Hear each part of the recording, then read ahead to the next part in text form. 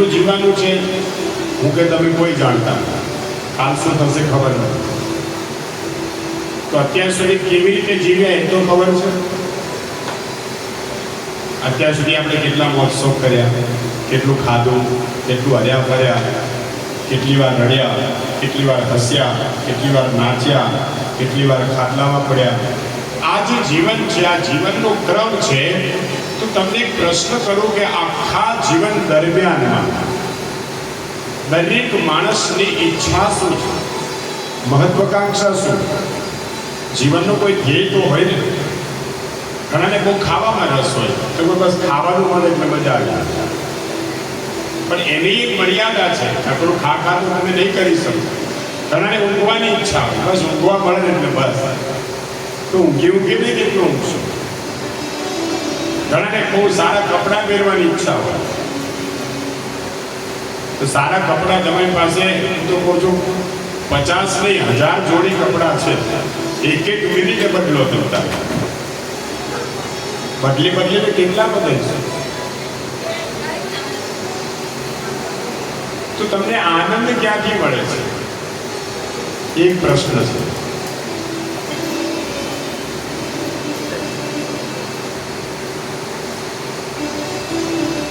આનંદ બીજે ક્યાંય નથી. માણસ એવું સમજે છે કે મને આટલું મળી જાય તો સારું, મને આટલું મળી જાય તો સારું. તમને કહું કે જાઓ, આ દુનિયામાં જે કંઈ છે ને બધું તમારું. તમે જેની ઈચ્છા કરો છો તમને મળ્યું, બધું તમારું. પણ આ જગતમાં તમે એકલા જ છો, બીજું કોઈ જ નથી.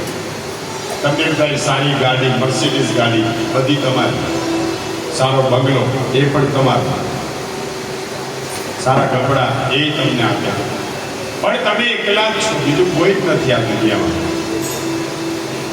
બધું જ સુખ છે સામે, પણ તમે એકલા છો. તો તમને આનંદ થશે ખરો?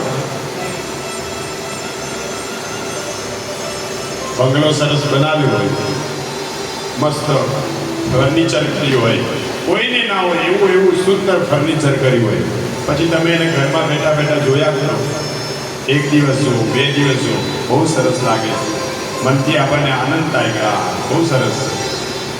પણ ક્યાં સુધી જોશો? તમે એકલા જ છો દુનિયામાં, કોઈ છે જ નહીં. તો તમને આનંદ થાય ખરો? આનંદ ક્યારે થશે ખબર છે? તો પાડોશી આવશે બેસવા અને કે અરે વાહ, તમે તો ભુજાભાઈ બહુ સરસ મકાન બનાવ્યું છે ને. આટલું કહે ને ત્યાં તો આનંદ થાય. સારી સાડી પહેરી પણ કોઈ જોનાર ના હોય ને તો સાહેબ આપણને આનંદ ન થાય. તો આનંદ ક્યાં મળે? કોઈ જોનારું તો જોઈએ ને. આપણે દરેક માણસ છે ને બીજા માટે જીવી રહ્યા છે, પોતાના માટે નથી જીવતા. કોઈને ઝઘડો કરવામાં આનંદ આવતો હોય તોય પાડોશીની જરૂર પડે. ઝઘડો કોની યારે કરો? કોઈ હોય જ નહીં. તો બધું મારું, બધું જ આપણું, પણ કોઈ છે જ નહીં. તો આ સુખ તમને ગમશે નહીં. આનંદ ક્યાં મળે? આનંદ પોતાની અંદર છે. આનંદ બીજા પાસેથી મળે છે. આનંદ પરમાત્મામાં છે.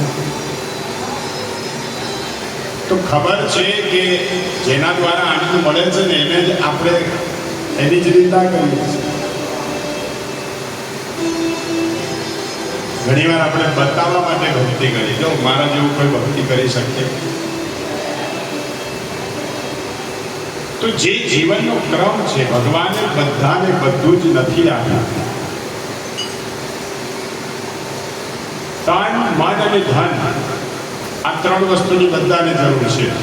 અને આ 3ની શાંતિ હોય ને તો જીવન જીવવાની મજા આવે. તો યાદ રાખો, પહેલું સુખ તે જાતે નડ્યા કે નડ્યા. ઘણાને નડવામાં સુખ હોય. એક ભાઈ કે મારે સમાજ સેવા કરવી છે, કંઈક રસ્તો બતાવો. એવું બસ નડો નહીં. કોઈ મોટી સેવા એ છે. કોઈ કરતું હોય એમાં કદાચ આપણાથી કોઈ સહયોગ ન થાય તો આપણે નડીએ નહીં, કરવા દે. સમાજ સેવા કરવી હોય કોઈને નડીએ નહીં. ઘણાને નડવામાં સુખ. પહેલું સુખ તે જાતે નર્યા. પહેલું તો તમારું તંદુરસ્તી સારી હોવી જોઈએ. બીજું બધું જ ગયું. તંદુરસ્તી સારી નહીં હોય તો ભક્તિ પણ નહીં થાય. તમે કોઈ મોજશોખ પણ નહીં કરી શકો. તમે કોઈ જીવનનો ધ્યેય તમારો જે છે એ સિદ્ધ નહીં કરી શકો. પહેલું આરોગ્ય સારું છે, તનની શાંતિ.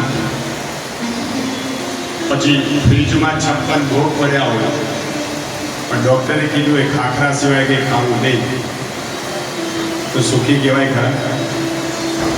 ખાઈ જ ન શકો તો શું કામનું?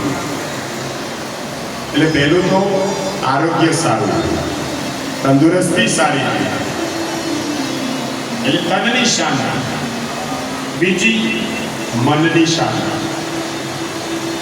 શરીરે તો અટકાક કરતા હોય, પૈસો ખૂબ છે, ખેતર વાડી વજીફા ઘણું બધું છે, બંગલો સરસ બનાવ્યો છે અને બેડરૂમ તમે જુઓ તો ડનલોપની 18 ઇંચની ગાદી સુવા માટે. પણ સાહેબ રાત્રે ઊંઘ ના આવે અને ઊંઘવા માટે જો 2 રૂપિયાની ગોળી લેવી પડે તો એ પણ સુખી નથી. બધું હોવા છતાં માણસ પથારી ખરીદી શકે, ઊંઘ ન ખરીદી શકે. મનની પણ શાંતિ જોઈએ.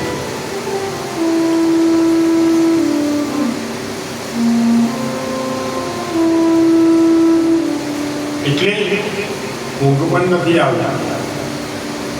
મન શાંત રહે તો ઊંઘ પણ આવી જાય. ઘણા તો એવા સુખિયા હોય ને, કથામાં બેઠા બેઠા ઊંઘ આવી જાય.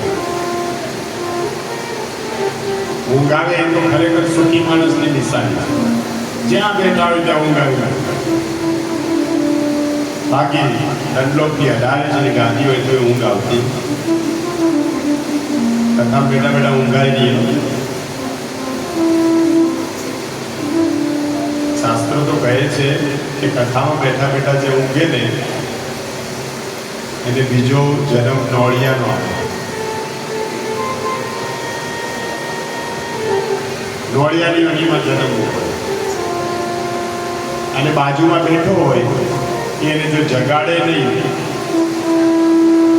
તો એનો બીજો જન્મ સાપનો આવે. પછી સાપ નોળિયાની લડાઈ થાય કાયમ કે ભાઈ તો હું તો સૂઈ ગયો તો પણ તારે જગાડવા જોઈએ ને. એટલે આજુબાજુ જરાક નજર કરી લેવી, જોઈ લેવું. ઉતાવળ જરાક મારી જગાડી દેવા. જાગો બહુ ઊંઘ્યા સાહેબ. આખી જિંદગી મેં પહેલે દિવસે કહ્યું હતું કે જીવનનો હિસાબ કરીએ તો અડધી જિંદગી તો સુવામાં જ જાય છે. જાગવાની બહુ જરૂર છે. શિવ મહાપુરાણ કહે છે તનની પણ શાંતિ જોઈએ, મનની પણ શાંતિ. મન અશાંત હોય તો નકામ છે. અને ત્રીજી ધનની શાંતિ. નાણાં વગરનો નાખ્યો અને નાણે નાખા. પૈસા હોય તો બધું થાય.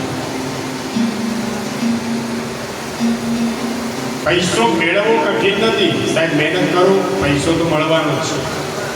પણ એ પૈસાનો સદુપયોગ કરવો એ બહુ કઠિન છે.